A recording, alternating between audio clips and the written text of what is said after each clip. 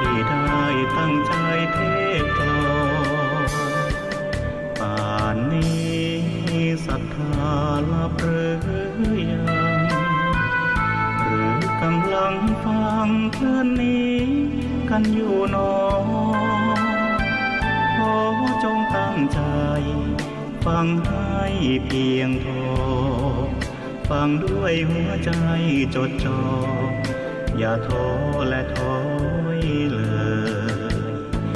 คืนไหนถ้ามีเวลาว่างจดหมายมาบ้างอย่าทำเงียบเฉยหรือโทรศัพท์เข้ามาติชมเชยถามปัญหาเถิดเอ่ยจะเฉลยให้สุนทรฝากธรรมนี้มาช่วยย้ำเตือนอย่าลืมอย่าเลือนน้ำคำที่พร่ำสอนสังคมวุ่นวายสุดแสนอาวรณ์วันกลัวโลกจะรุ่มร้อนวันคำจะลับลอย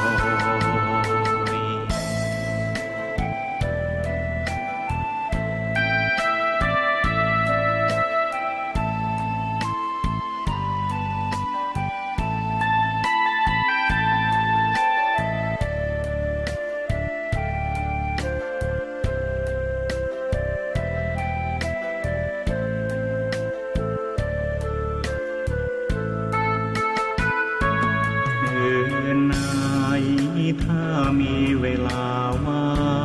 งจดหมายมาบ้างอย่าทำเงียบเฉยหรือโทรศัพท์เข้ามาติชมเชยถามปัญหาเถิดเอ่ยจะเฉลยให้สุนทรฝากธรรมนี้มาช่วยย้ำเตือน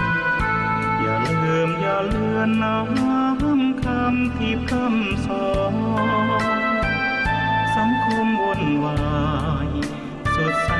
นอาวรณ์วันกลัวโลกจะรุ่มร้อนวันคำจะลับลอย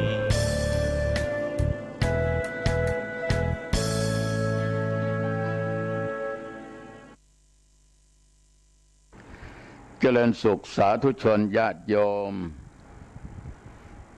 ท่านผู้ฟังทั้งหลายวันนี้รายการธรรมะก่อนนอนณทางสถานีวิทยุศูนย์การเผยแผ่ธรรมของวัดฝายหินในคลื่น 104.50 วันนี้ก็ตรงกับวันอังคารนะโยมนะ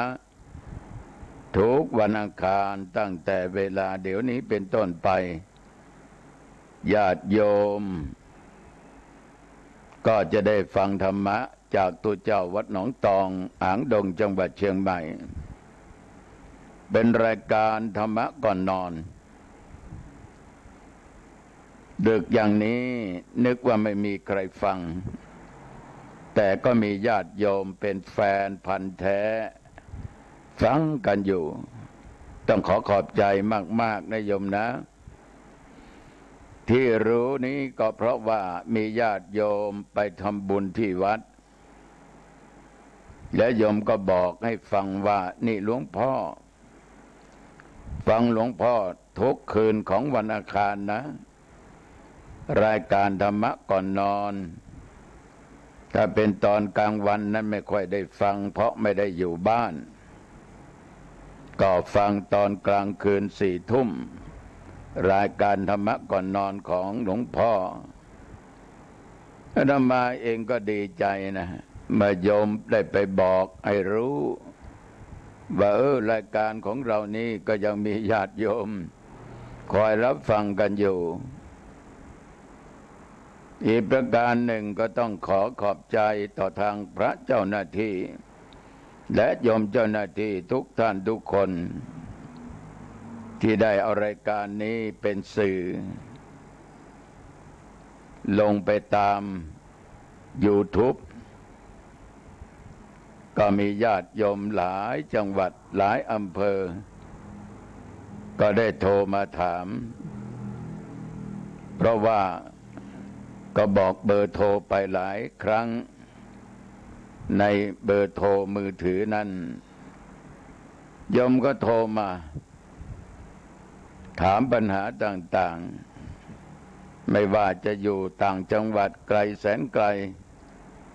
ยกตัวอย่างเช่นว่าจังหวัดระยองนี่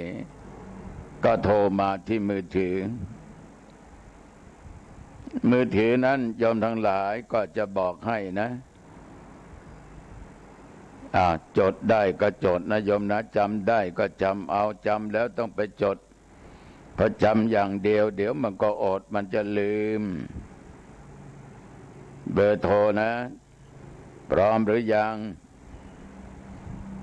081-950-3471แน่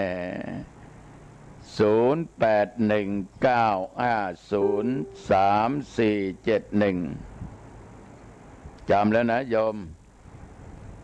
อย่าไปคิดเป็นงวดหน้านะอันนี้เบอร์โทรตุเจ้าวัดหนองตอง0819503471จะมีปัญหาอะไรก็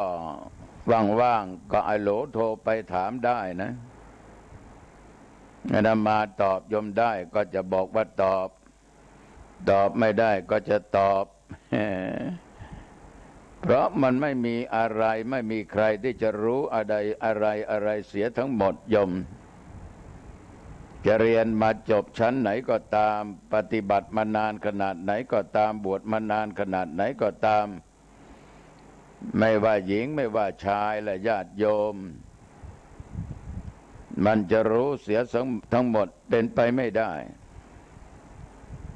บางครั้งเราก็นึกว่าเรานี่รู้แตกฉานแล้ว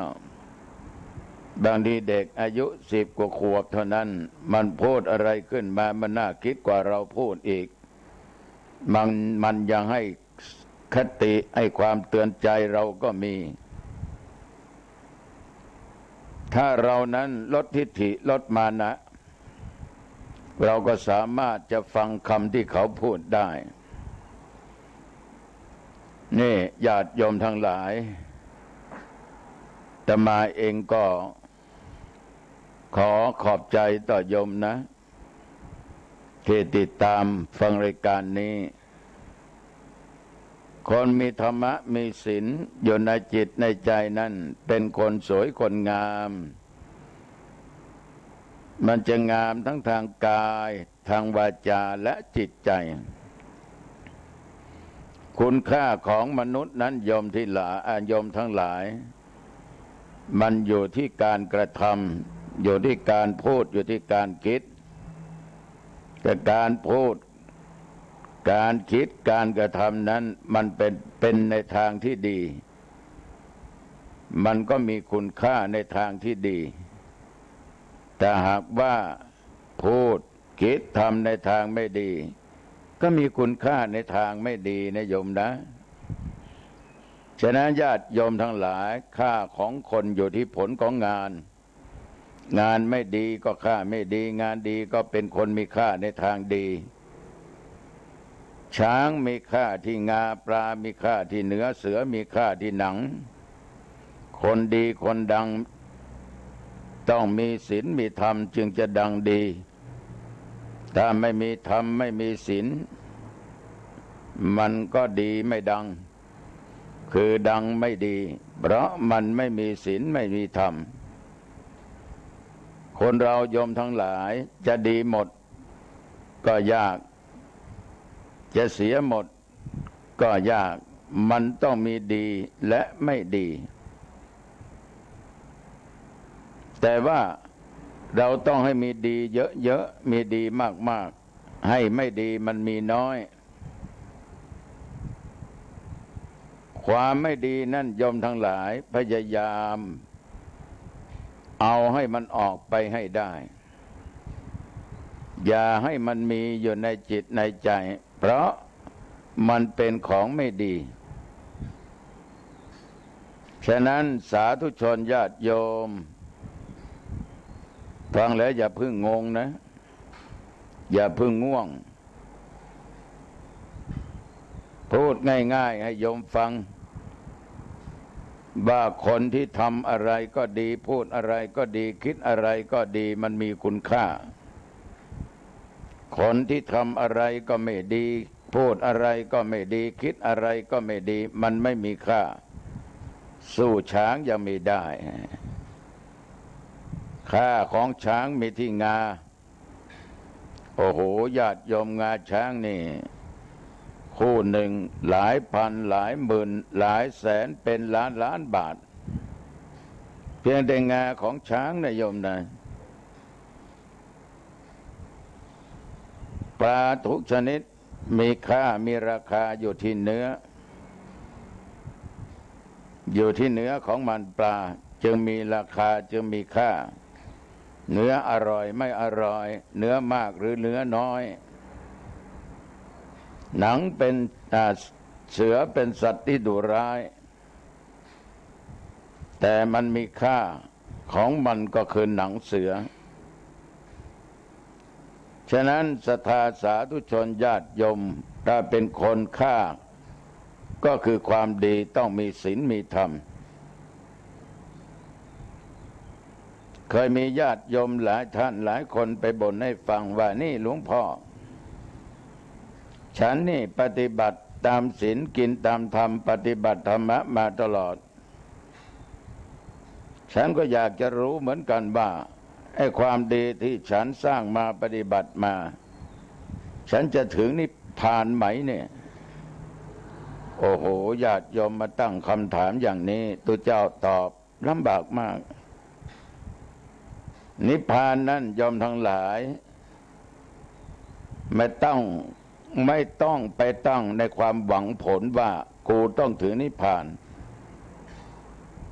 ถ้ายอมไปตั้งความหวังผลให้ถึงนิพพานมันอาจจะไม่ถึงนะโยมนะเพราะโยมไปตั้งความหวังไว้เพราะความหวังนั้นโยมทั้งหลายมันเป็นความอยากเมื่อมันเป็นความอยากมันก็กลับกลายเป็นตัวกิเลสนั้นจะทำให้จิตใจมัวหมองเศร้าหมองเหมือนญาติโยมบางท่านบางคนตั้งความหวังเวลาทำคุณงามความดีปฏิบัติตามศีลตามธรรมสาธุแม่เป็นคนก็ขอได้รับความสุขแม่ตายแล้วขอไปเกิดบนสวรรค์เป็นเทพเป็นเทวบุตรเทวดาขอให้แม่เข้าสู่เมืองนิพพานตั้งจิตอธิษฐานตั้งเป้าตั้งความหวังไว้อย่างนี้โยมทั้งหลายมันจะช้าเพราะว่ามันเป็นตัวกิเลสโยมปฏิบัติไปทำไปในสิ่งที่ดีตามหลักในทางพุทธศาสนาผลสูงสุดนั้นก็จะบังเกิดแก่โยมการอะไรก็ตามญาติโยมถ้าเราไปตั้งไปกำหนดเวลาเท่านั้นเท่านี้ยิ่งเป็นทุกข์เหมือนญาติโยมกำลังนั่งกำลังนอนหรือยืนหรือเดินฟังรายการธรรมะก่อนนอนวันนี้จะฟังตุหนองจองเทศ30 นาทีแล้วกูจะหลับแล้วก็ตั้งเป้าไว้30 นาทีเริ่มฟังนาทีแรกผ่านไปที่2ผ่านไป4 5 6 7ผ่านไปเมื่อไรมันจะถึง30 นาทีสักทีกูก็อยากจะหลับจะนอนแล้วก็ทำให้จิตใจของคุณโยมนั้นงุดหงิดไม่สบายจิตไม่สบายใจจิตใจก็จะมัวหมองเพราะเศร้าหมองไม่ใสเพราะเหตุว่าเราตั้งเป้าไว้30 นาทีมันก็คิด อยู่ตลอดเวลาเมื่อไรจะถึงเมื่อไรจะถึงแต่ถ้าญาติโยมไม่ตั้งเป้าไว้ไม่กำหนดไว้เดี๋ยวมันก็ถึง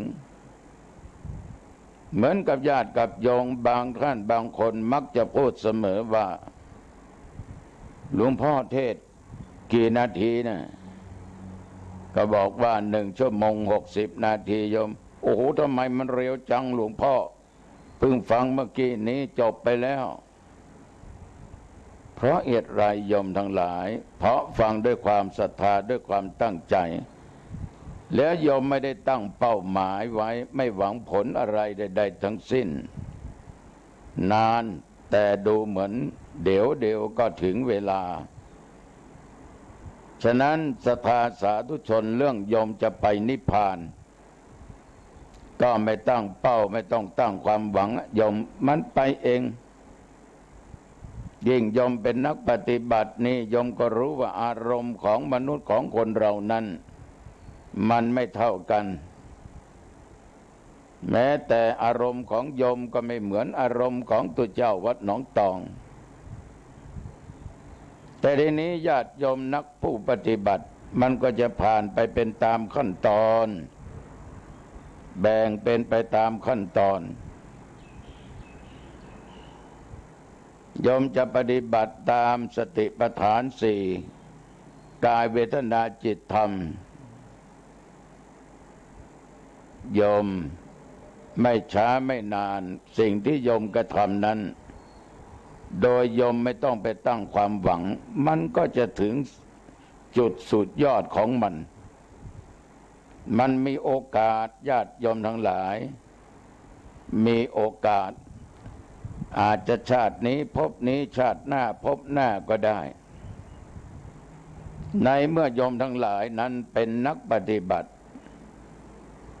อย่างจริงจังจริงใจครบถ้วนบริบูรณ์โยมจะไปถึงนิพพานได้ก็อยู่ที่จิตใจของโยมคนเรานี่อาตมาได้เคยพูดบ่อยครั้งว่าอารมณ์เนี่ยเป็นเรื่องใหญ่ถ้าโยมมีอารมณ์เข้มข้นโยมเป็นผู้มีบารมีเข้มแข็งบารมีคืออะไรโยมคือกำลังใจกำลังใจนี่สำคัญยิ่งมีการตั้งอกตั้งใจปฏิบัติอย่างมั่นคงเอาจริงเอาจังไม่เลิกไม่ถอนไม่ย่อหย่อนไปตามอารมณ์จิตใจนิ่งโยมทั้งหลายจิตใจนิ่งพูดถึงเรื่องจิตใจนิ่งนี่ขอพูดถึงหลวงปู่ทองหน่อยพูดบ่อยมากนะคือพระมหาเถระรูปนี้องค์นี้ญาติโยมใจของหลวงปู่นิ่งมากเหตุใดธรรมารู้ก็เพราะเหตุว่าเวลาไปการไปงานต่างๆแม้แต่งานในวัดพระธาตุเจ้าศรีจอมทองงานสงฆ์น้ำพระธาตุน้ำสงฆ์พระราชทานก็ดีงานอะไรก็ดีหลวงปู่นั่งอยู่ที่เก้าอี้หลวงปู่จะนิ่งบางครั้งมีเหตุการณ์อะไรไม่ทันต่อกำหนดต่อการต่อเวลาหลวงปู่ก็นิ่งหลวงปู่จะเฉยโดยอุเบกขาอันถูกต้องไม่ลุกลี้ลุกลนถ้าเป็นพวกเรานะมีงานโกนไม่ติดละโยมเดี๋ยวก็ชี้โบชี้เบเดี๋ยวก็ลุกไปโน่นลุกไปนี่ไปบอกไอ้คนนั้นไปกล่าวกับคนนี้ดีไม่ดีก็ด่าเขาไปอีกแต่หลวงพ่อนี่โยมทั้งหลายจะมาเองสังเกตดูไปเจองานต่างๆหลวงพ่อนิ่งโยมทั้งหลายจิตใจไม่หวั่นไหวอารมณ์ไม่หวั่นไหวแสดงว่าอารมณ์ของหลวงปู่นั้นเป็นหนึ่งเดียวจิตใจของหลวงปู่ตั้งสมาธิความตั้งใจเป็นหนึ่งเดียว เมื่อจิตใจของคนเรานี่ญาติโยมไม่หวั่นไหวการปฏิบัติไม่ทำจนเครียดเอาแต่นึกว่ากูต้องสำเร็จกูต้องไปเมืองนิพพาน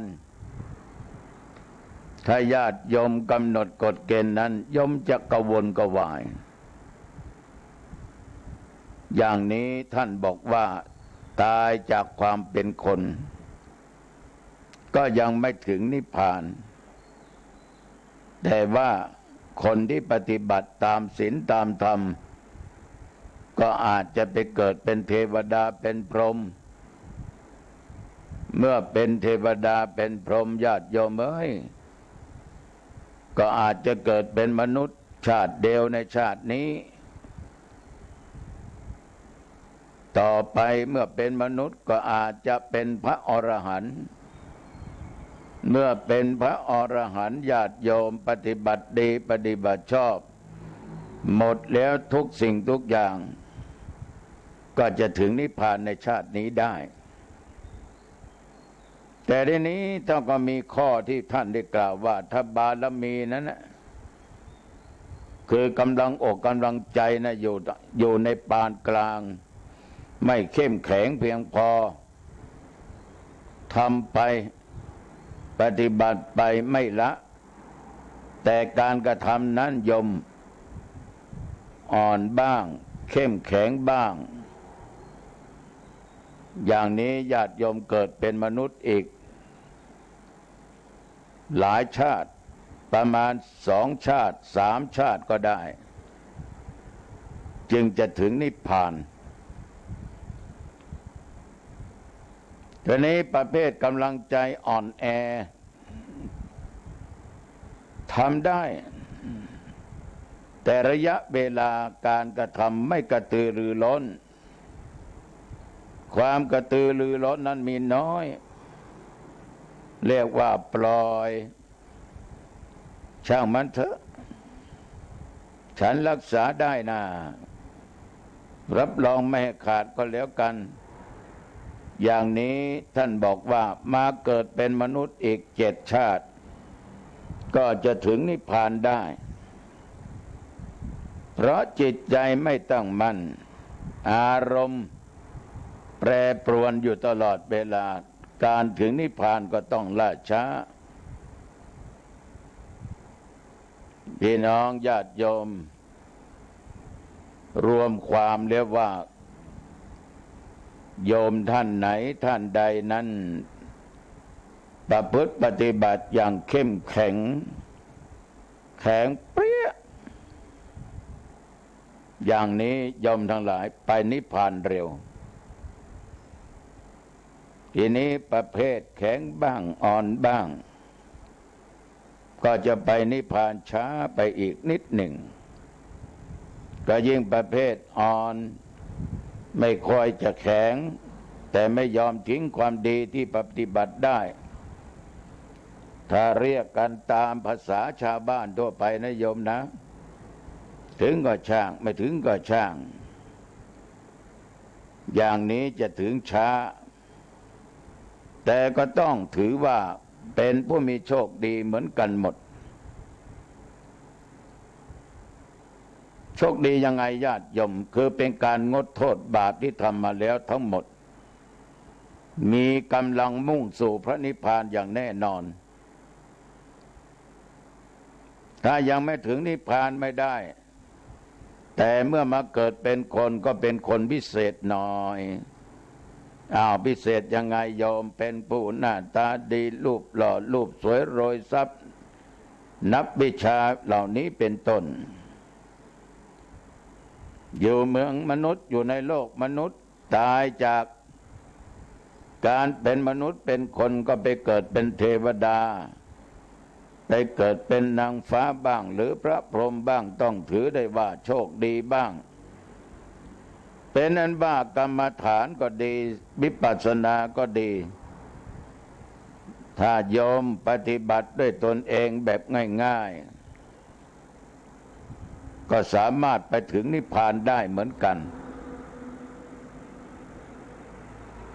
ทีนี้โยมทั้งหลายการทำบุญการปฏิบัตินั้นไม่เลือกชั้นไม่เลือกวรรณะไม่เลือกฐานะความเป็นอยู่ไม่ใช่ว่าคนร่ำคนรวยสามารถปฏิบัติได้คนจนไม่มีทางเพราะต้องทำมาหากินทำมาค้าขายเดี๋ยวลูกจะไปโรงเรียนเดี๋ยวจะทำนั่นจะทำนี่จิตใจไม่ปกติจิตใจกระวนกระวายไปตามอารมณ์ฉะนั้นคนจนนี่จะปฏิบัติจะไปนิพพานได้นั้นยากญาติโยมทั้งหลายคนจนนั้นในเรื่องท่านบอกว่าทำบุญครั้งเดียวไปสวรรค์เลยก็มีเรื่องต่างๆนานาที่เกิดขึ้นนี้อาตมาจะยกในนิทานมาเล่าให้ญาติได้โยมฟังตามหนังสือนะตามที่ได้อ่านตามที่ได้พบมาจะมาเล่าให้โยมฟังว่ามีราชเทวิธิดาองค์หนึ่งเรื่องมีมาในพระธรรมบทภาคที่5เรื่องมันมีอยู่อย่างนี้นะโยมนะในสมัยนั้นพระสัมมาสัมพุทธเจ้าของพวกเรานี่โยมประทับอยู่ที่พระเชตวันมหาวิหารพระองค์ท่านก็ทรงปรารภนางเทพธิดาองค์หนึ่งชื่อว่าราชเทวธิดานี่ท่านยังบอกและยังแปลเป็นภาษาไทยว่านางเทพธิดาข้าวตอกหรือที่พวกเราทั้งหลายชอบเรียกกันทั่วไปว่านางฟ้าข้าวตอกคือมันมีเรื่องอยู่ว่าอย่างนี้ญาติโยมในเวลานั้นท่านพระมหากัสสปะอยู่ที่ปิปริคูหาท่านมหากัสสปะได้เข้านิโรธสมาบัติเป็นเวลา7 วันนิยมเมื่อถึงเวลาก็ออกจากสมาบัติท่านมหากัสสปะมีความดำริว่าวันนี้เราจะไปบิณฑบาตจะมีใครสงเคราะห์เราไหมก็จึงใช้ทิพจักขุญาณดูก็ทราบว่าเวลานี้มีหญิงสาวคนหนึ่งเป็นลูกจ้างเฝ้านาข้าวสาลีเธอคนนี้กำลังปิดเมล็ดข้าวสาลีอยู่เพื่อจะได้ใช้คั่วเป็นข้าวตอกเก็บไว้กินเมื่อยามหิวเพราะการที่คอยคนที่นำอาหารมาส่งก็อาจจะสายจนเกินไปเอาละถ้าหิวก็กินข้าวตอกคั่วแก้หิวไปพลางๆเมื่อท่านพระมหากัสสปะนี่ญาติโยมรู้ด้วยทิพจักษุอย่างนั้นท่านก็มาพิจารณาต่อไปว่าเมื่อเราไปที่เธอจะมีอะไรมาถวายให้เราท่านมหากัสสปะคิดดังนี้ญาติโยมทั้งหลายท่านมหากัสสปะคิดอยู่หลายรอบหลายครั้งว่านางจะมีอะไรมาใส่บาตรคิดไปคิดมาก็ทราบก็รู้ด้วยทิพจักษุของท่านเองว่านางผู้นี้เมื่อเราไปถึงที่นั่นเธอก็มีศรัทธาที่จะได้ถวายข้าวตอกว่าแล้วท่านพระมหากัสสปะก็เหาะไปเลยโยมจำเป็นต้องเหาะเพราะอยู่ไกลมากไกลเกินกว่า60 โยชน์ถ้าเดินคงไปไม่ไหวแน่การเดินออกบิณฑบาตนี่โยมทั้งหลายอาตมาเคยเดิน วันแรกกิโลกว่าวันที่สอง3 4 5ถึง6 7 8กิโลจะมาออกเดินรับบิณฑบาตจากญาติจากโยมเมื่อเดือนเมษาของทุกปีที่บวชปิดภาคฤดูร้อนการเดินรับบิณฑบาตนี่นอกจากจะเป็นการโปรดญาติโยมแล้วมันเป็นการตรวจสอบสุขภาพของตัวเองประการสำคัญระบบการเต้นของหัวใจคนมีอายุอย่างอาตมาภาพนี่โยมทั้งหลายน่าจะเดินไม่ถึง2 กิโลนะแต่นี่ดันได้7-8 กิโลไม่แสดงออกมาหอบหืดหิวอะไรอ่อนเพลียอะไรไม่มีบิณฑบาตมายังเดินไปเดินมาอยู่สบายโยมทั้งหลายแต่ไม่แน่นะถ้ามีฤทธิ์ถ้ามีทิพจักษุเหมือนกับพระมหากัสสปะนี่ก็คงจะเหาะไปเหมือนกันนี่ท่านก็เหาะไปเพราะอยู่ไกลถึง60 โยชน์เมื่อใกล้จะถึงท่านก็ลงมาสู่พื้นดินแล้วก็เดินไปใกล้กระท่อมที่พักของนางสาธุชนญาติโยมเมื่อนางเห็นพระมหากษัตริย์มาบิณฑบาตนางก็ดีอกดีใจวันนี้แล้วข้าจะได้ทำบุญดีใจข้าจะได้ทำบุญแต่มาคิดถึงคุณโยมยุคปัจจุบันนี่ใจบุญก็มีเยอะใจเสียก็มีแยะบางด้านบางคนนี่เห็นตุเจ้าพระเนนออกรับบิณฑบาตมาแล้วไอ้เหลืองมาแล้วลบหลีกหนีบางคนนี่ไปเจอเพื่อนฝูงก็ไปพูดกับเพื่อนฝูงว่าโอ้โหเมื่อเช้านี้เกือบหนีไม่ทันนะเพื่อนฝูงก็สงสัยว่าหนีอะไรก็ไม่ได้หนีอะไรไอ้เหลืองมาตั้ง5ก่อนนะยอมทั้งหลายหาว่าตุเจ้าเป็นไอ้เหลืองเป็นเสือเหลืองแต่ว่านางผู้ทุกข์ยากคนนี้ยอมทั้งหลายดีอกดีใจเพราะเธอเป็นคนจนจึงต้องมาเป็นลูกจ้างมาเฝ้านาข้าวโพดญาติโยมทั้งหลายแท้ที่จริงตามภาษาบาลีท่านเรียกว่าข้าวสาลีไม่เป็นไรนะโยมนะเมื่อพูดไปว่าเป็นข้าวโพดก็ข้าวโพดกันเสียเลยมีภาษาอยู่ภาษาหนึ่งที่ท่านบอกว่าสาลิคือข้าวโพดแต่ในปัจจุบันนี้โยมทั้งหลายคนทางอินเดียนั่นน่ะมาขายของในเมืองไทยเยอะเขามีข้าวสาลีขายต่างประเทศก็ยังไม่เคยเห็นข้าวสาลีว่าเหมือนข้าวโพดของเราหรือเปล่าเป็นนั้นว่าโยมทั้งหลายนางคนนี้ก็คั่วข้าวตอกเมื่อเธอเห็นท่านมหากัสสปะก็ออกปากนิมนต์ว่าขอพระคุณเจ้าหยุดก่อนเจ้าค่ะขอพระคุณเจ้าหยุดก่อนเจ้าค่ะเธอดีใจมากๆโยมทั้งหลายที่เธอได้พบได้เห็นพระ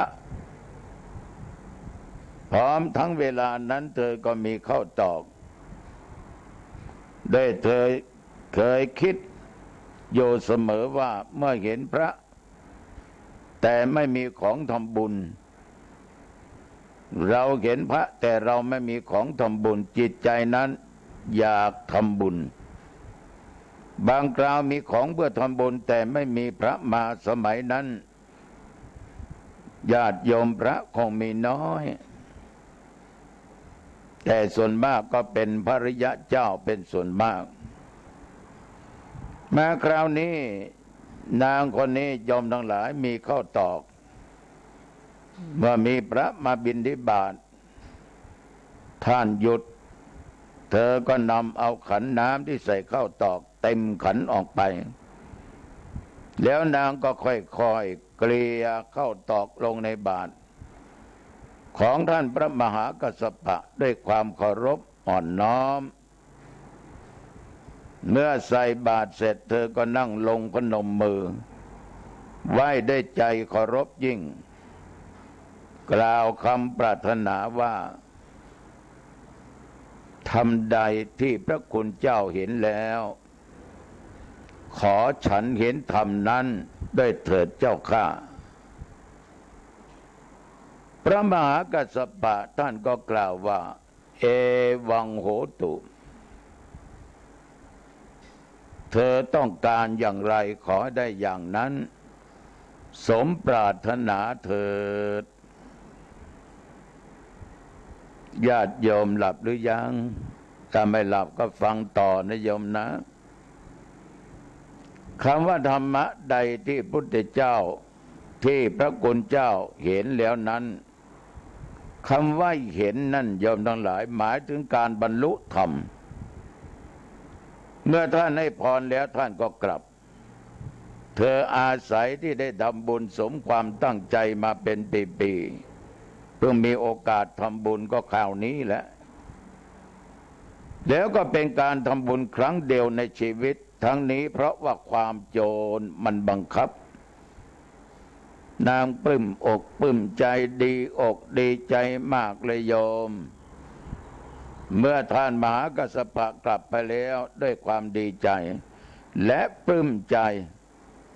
ที่ได้ให้นางทำบุญนางก็ปลื้มใจที่ได้ทำบุญจึงเดินกระโดดโลดเต้นไปมาเดินไปในเวลานั้นไปเดินท่าใดก็ไม่รู้มีงูพิษร้ายตัวหนึ่งอยู่ในรูระหว่างทางที่เธอนั้นโยมทั้งหลายเดินไปเดินมาเวลานางเดินไปถึงตรงนั้นงูก็ฉกกัดนางทันทีโอ้ญาติโยมเธอล้มลงชีวิตนั้นมันลายสิ้นไปตายเพราะพิษงูเมื่อตายแล้วก็ไปเกิดเป็นเทพธิดาบนสวรรค์ชั้นดาวดึงส์มีวิมานทองคำสูงประมาณ30 โยชน์ตัวเธอสูง300 เส้นแวดล้อมด้วยนางฟ้าเป็นบริวาร 1,000 คน 1,000 นางมีวิมานของเธอมีข้าวตอกทองคำใส่ขันทองคำห้อยอยู่ตามที่อยู่รอบวิมานเธอก็มาใคร่ครวญดูว่าเราเกิดเป็นลูกคนจนเป็นลูกจ้างเฝ้านาข้าวสาลีเรามีทิพยสมบัติอย่างนี้ได้อย่างไรเนี่ยนางพิจารณาลืมแล้วลืมเล่าพิจารณาด้วยจิตอันเป็นทิพย์ก็ทราบว่าก่อนที่จะมาที่นี่เราได้ใส่บาตรกับพระมหากัสสปะเถระเจ้าการใส่บาตรของเราก็เพียงครั้งหนึ่งเดียวและเป็นการทำบุญครั้งเดียวในชีวิตยังได้ทิพสมบัติขนาดนี้แต่ว่าความดีที่เราได้เพราะเราทำบุญครั้งเดียวเข้าตอกนิดเดียวก็ใส่บาตรนางก็มาคิดว่าเกรงว่าไม่ช้านานบุญของเรานี่จะไม่มั่นคงคือจะอยู่ไม่นานเกรงว่าบุญจะหมดไปคือตายจากเทวธิดาไปบังเกิดเป็นคนจนใหม่เมื่ออยากจะทำบุญให้ใหญ่ขึ้นเธอก็มีกำลังบุญมากๆจะได้อยู่สบายเธอก็จึงดูด้วยตาทิพย์ว่าเวลานี้พระคุณเจ้ามหากัสสปะผู้เป็นเจ้าผู้มีพระคุณใหญ่อยู่ที่ไหนนางก็รู้ว่าพระคุณเจ้าอยู่ที่ปิปริคูหานางก็จึงนำกระเช้าและไม้กวาดไปกวาดบริเวณถ้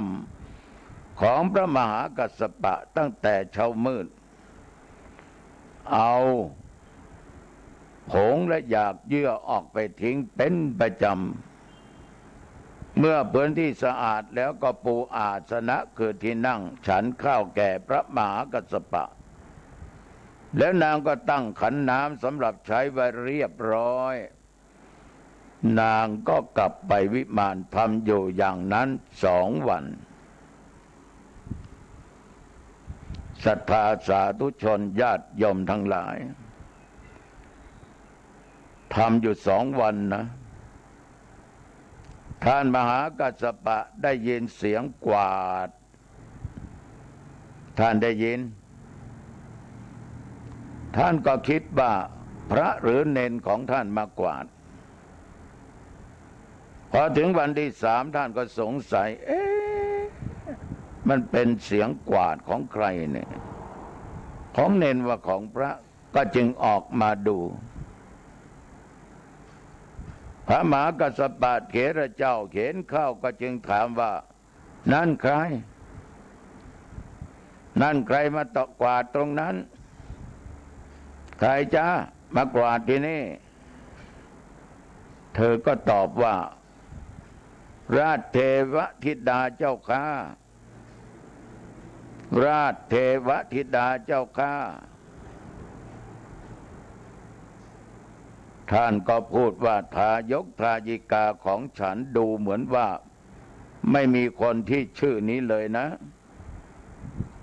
เธอมาจากไหนล่ะราชเทวธิดาเทวดานั้นโยมทั้งหลาย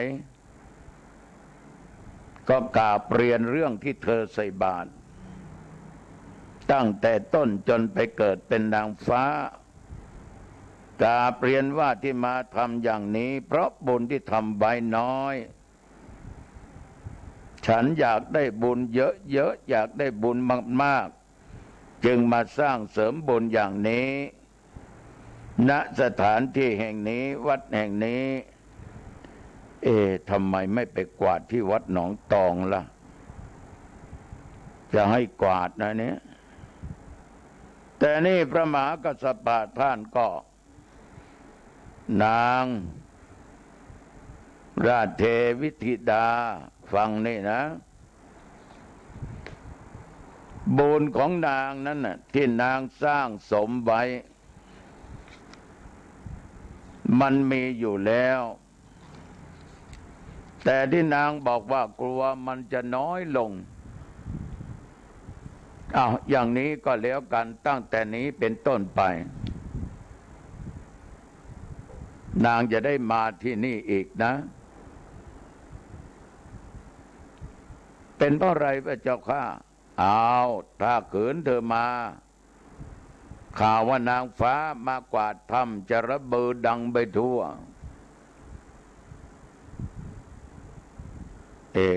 จะไปวัดหนองตองดีไหมเนี่ยพูดถึงวัดหนองตองญาติโยมให้ฟังหูไว้หูนะเณรกับพระในวัดนั้นเห็นบ่อยกุฏิที่อาตมานอนนั่นแหละคนขับรถที่ส่งอาตมาเทศก็เห็นบ่อยแต่มันไม่แปลกแต่มันแปลกตอนที่แม่ค้าเขาเอาของไปขายตลาดแม่ค้าอยู่ทางทิศตะวันออกต้องผ่านหน้าวัดหนองตองอาตมาก็นอนบนกุฏิไม้ใกล้กับถนนใกล้กับหนทางเดินของญาติโยมไปตลาดเรียบร้อยกลับมาก็มาแวะอาตมาภาพถามว่านี่ท่านพระครูโอ้โหเดี๋ยวนี้ทันสมัยนะมียามเฝ้านะแต่เป็นยามผู้หญิงนะทั้ง2 คนเฝ้าอยู่หัวบันไดนะแต่มาไม่มีหรอกยกไม่ได้ว่าจ้างยามผู้หญิงที่ไหนหรอกมีตอนเช้านี่ข้าเจ้าเขาไปตลาดต้นโชคก็ยังเห็นยืนดีตรงหัวบันไดนั่นแหละแต่มาว่าไม่มีเขาก็บอกว่ามีแต่ที่จริงโยมทั้งหลาย2 คนนี่เขาเห็นบ่อยบางครั้งก็เหมือนกับชุดเทวดาบางครั้งก็เป็นชุดสีขาว บางทีก็ปรากฏกายให้เน้นเห็นตุเจ้าเห็นมีตุเจ้าองค์หนึ่งวิ่งอะโยมบอกว่าหลวงพ่อผมไม่เอาแล้วผมไม่นอนแล้วคือมันอย่างนี้กุฏิตมาภาพไม่มีใครนอนมีแต่ตมาภาพตุเจ้าสององค์ก็นอนอยู่ข้างล่างแต่ข้างบนน่ะมีตมาก็มีเวรตุวินเห็นไปนอนไปเฝ้าตุบอกว่าไม่นอนกลัวตมาว่าไม่ต้องกลัวนี่คือเทพนี่ญาติโยมทั้งหลายแต่ว่าที่ว่านี้ไม่ได้มากวาดวัดนะเทวดาองค์นี้ก็อ้อนวอนกับพระมหากัสสปะอ้อนวอนเท่าไรท่านก็ว่าอย่ามาอีกนะนางก็เสียอกเสียใจเหาะขึ้นไปบนอากาศร้องไห้เสียงดังก้องไปทั่วบนสวรรค์เวลานั้นพระพุทธเจ้าทรงประทับอยู่หากจากที่นั่นไป45 โยชน์ได้ยินเสียงของนางเทวดาองค์นี้คร่ำครวญอยู่ตลอดเวลาด้วยความเสียอกเสียใจที่พระมหากัสสปะไม่อนุญาตให้นางไปกวาดพุทธองค์ก็จึงตรัสกับเทวธิดานี่เทวธิดาความสำรวมระมัดระวังนั้นเป็นภาระของพระมหากัสสปะของเราแต่การตั้งใจในการทำบุญเป็นความดีที่จะให้ประโยชน์และความสุขทั้งชาตินี้และชาติหน้าให้แก่เธอได้เมื่อพระพุทธเจ้าตรัสจบเพียงเท่านี้โยมทั้งหลายนางก็ได้บรรลุโสดาปัตติผลญาติโยมเราจะเห็นได้ว่าคนยากคนจนถ้ามีศรัทธาในการทำบุญอย่างจริงจังถึงของนั้นจะไม่มากโขไม่มีค่าไม่มีราคาไม่แพงสักเท่าไหร่ทำไปตามโอกาสตามเวลาตามฐานะญาติโยมเหมือนนางรับใช้รับจ้างเฝ้านาข้าวสาลีนี่แหละนางได้ทำบุญเข้าตอกสาลีกับพระมหากัสสปะโดยจิตที่เป็นศรัทธาโดยความเชื่อว่าผลบาปมีผลบุญมีนางจึงสร้างผลบุญนางเดินไปเดินมาถูกงูฉกกัดตายแล้วนางไปเกิดบนสวรรค์ชั้นดาวดึงส์ซึ่งก็มีชื่อว่าเทพธิดาราชเทวธิดาราชเท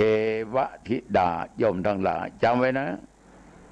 เนี่ยโยมทั้งหลายแสดงว่าใครจะไปเกิดบนสวรรค์เป็นเทพธิดาเป็นเทพบุตรเป็นพรหมเป็นอะไรก็ตาม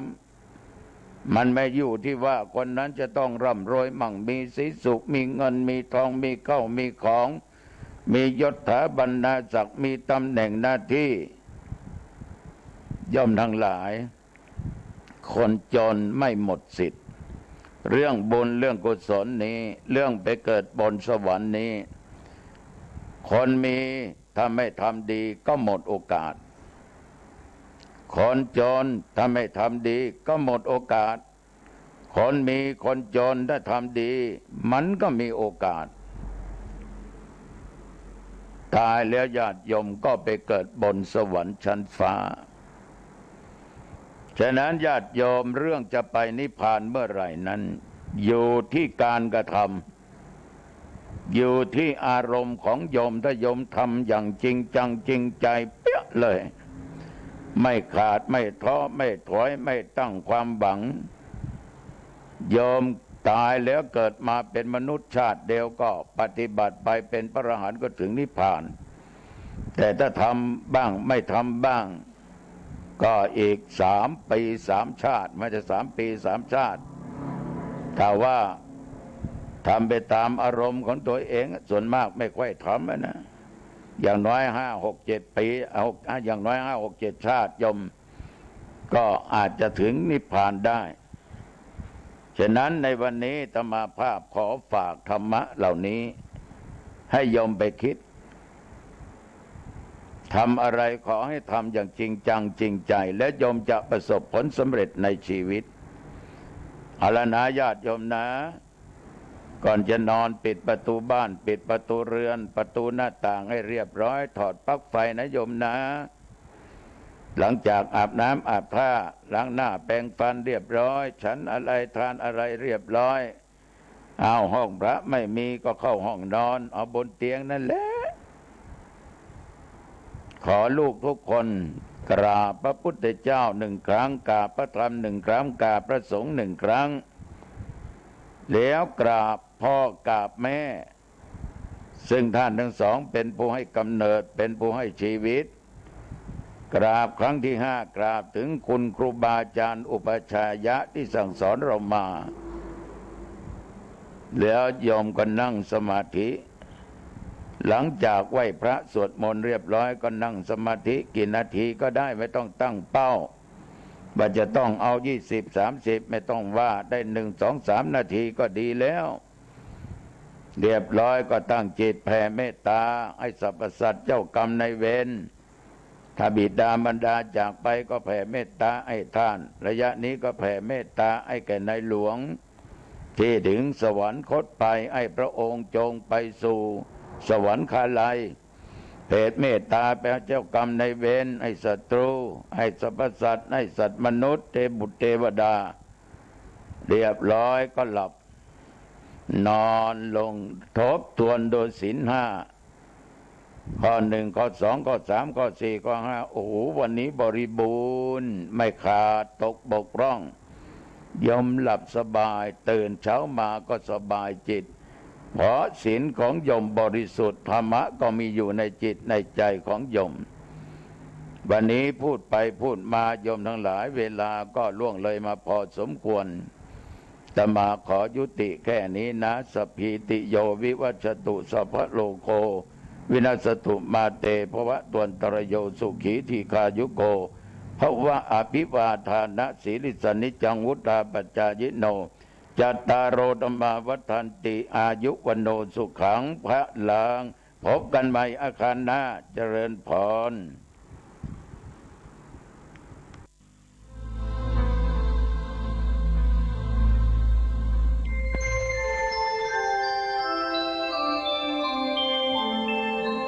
ขณะนี้ท่านกำลังฟังสถานีวิทยุกระจายเสียงคลื่นเพื่อการศึกษาพระพุทธศาสนาและวัฒนธรรมระบบ FM 104.5 เมกะเฮิรตซ์ออกอากาศณ วัดฝายหินตำบลสุเทพอำเภอเมืองจังหวัดเชียงใหม่โทรศัพท์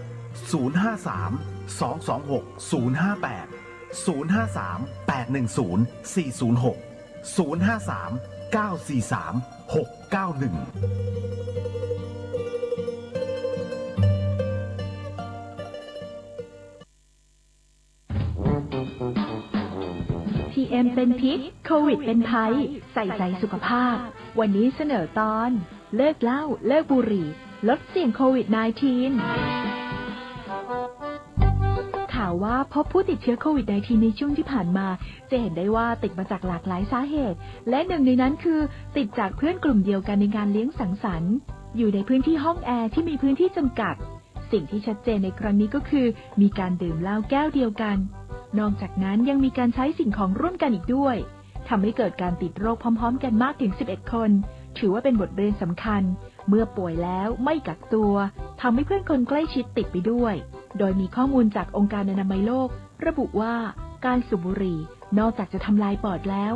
ยังเพิ่มอัตราการติดเชื้อโควิด -19 สูงขึ้นถึง14เท่าทั้งที่มีงานวิจัยพบว่าคนที่ติดแอลกอฮอล์มีความเสี่ยงในการติดเชื้อในเรื่องของปอดได้มากกว่าคนทั่วไปถึง 2.9 เท่าและเสียชีวิตถึง13.5%เป็นตัวเลขที่สูงพอสมควรนะคะดังนั้นหันมาเลิกเหล้าเลิกบุหรี่ลดเสี่ยงโควิด -19 กันเถอะค่ะ สนับสนุนโดยสำนักงานสาธารณสุขจังหวัดเชียงใหม่ร่วมกับชมรมผู้ประกอบการวิทยุกระจายเสียงเชียงใหม่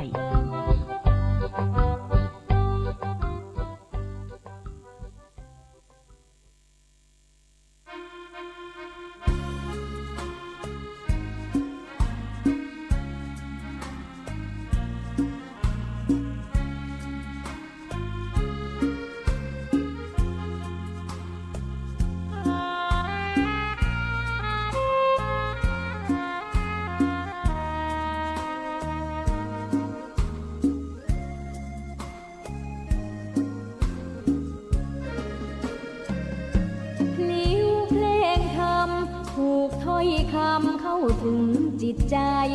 ฟังรายการวิทยุเสียงใสส่งถึงใจไปสู่ปล